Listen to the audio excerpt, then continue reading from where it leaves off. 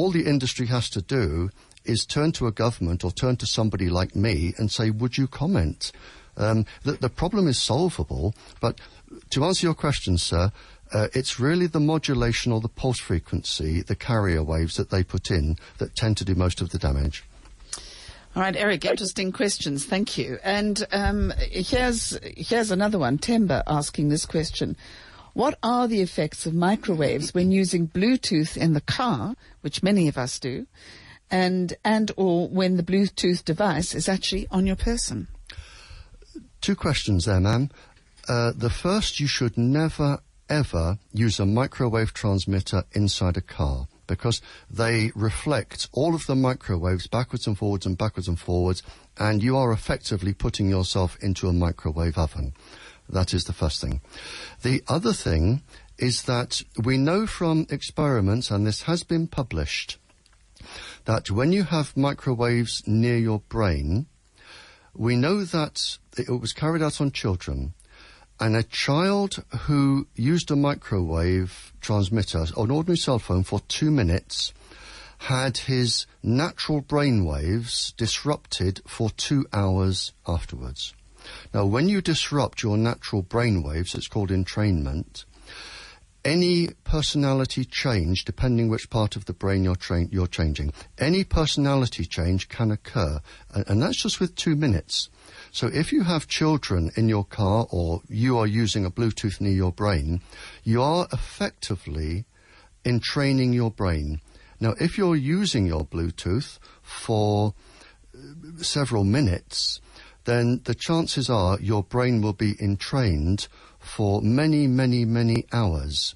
And if you use a mobile phone and Bluetooth, on and off through the day, then your brain will not actually function properly, and you could experience all sorts of neurological funny feelings.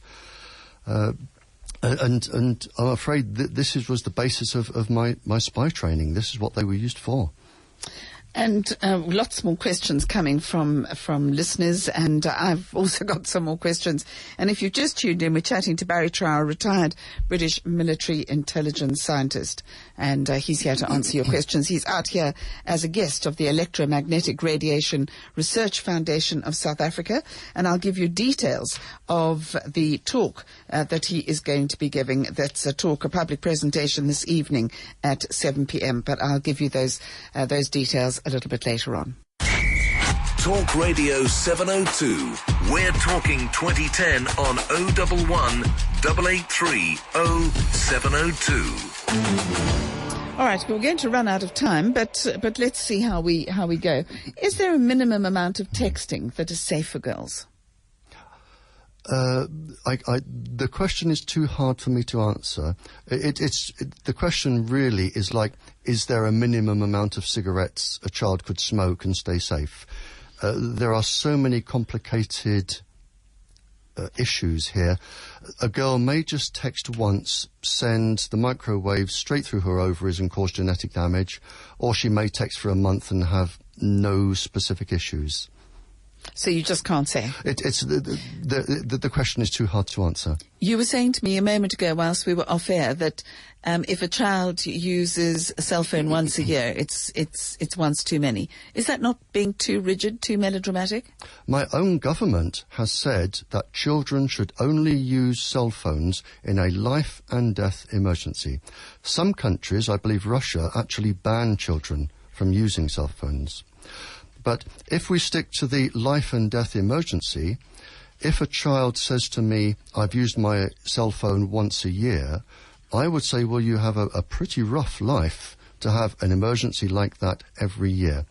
A child should not use a cell phone only in a life and death emergency. And there are other medical issues that I don't have time to go through to do with the immune system and the development of the nerves. But a child should not use a cell phone unless it is a life and death situation. And it should not, emphatically, the mast should not be sighted in a school ground. Absolutely not, without a shadow of a doubt. Let's see if we can answer this question from Moira. Hi there, Moira. Hi. Hi, Barry and Good Jen. afternoon, ma'am. My question is, do satellite dishes emit microwave radiation? And I'm not talking about the sort of home TV satellites. I'm talking about these 50-meter diameter satellite dishes. And the reason I ask is that I have a factory next door to an area that's like a satellite farm. And I've been working there for 15 years, and my health has deteriorated to the point where I can't even work anymore, with neurological problems and various health problems. The easy answer to your question, ma'am, is yes, they can. And is it the microwaves that are the problem? Because these are satellites that I believe some of them track satellites orbiting the Earth, and two that are located about 10 meters from my factory are at least 50-meter diameter. If they're tracking satellites orbiting the Earth, to be honest, it depends what the dish is there for and what it's doing.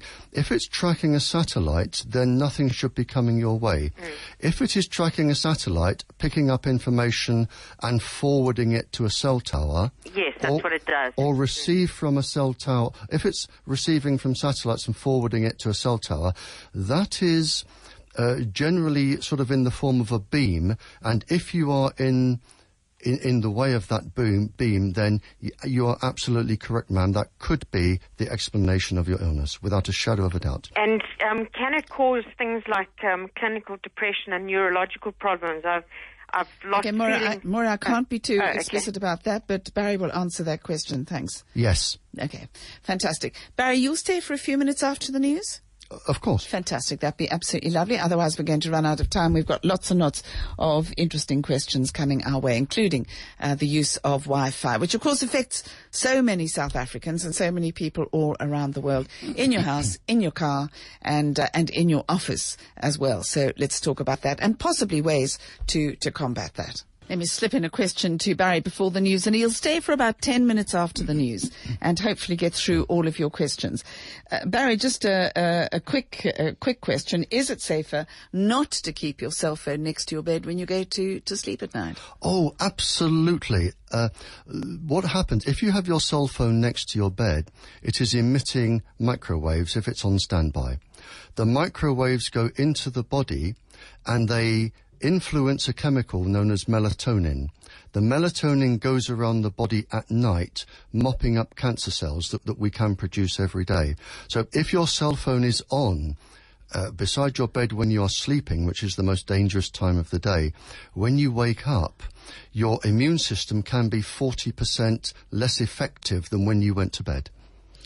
Really? So Absolutely. if you switch off that cell phone, not put it on silent, but if you switch it off, presumably then it's okay because it's switched off. Yes.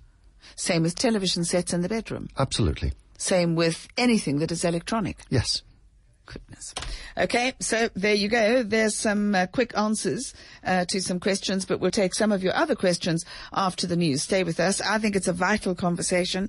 I think it's an important conversation.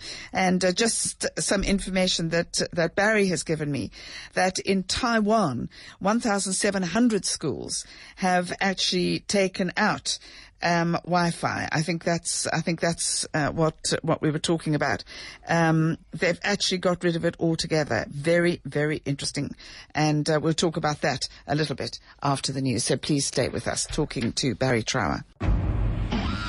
You're listening to Jenny Crewis Williams on Talk Radio 702.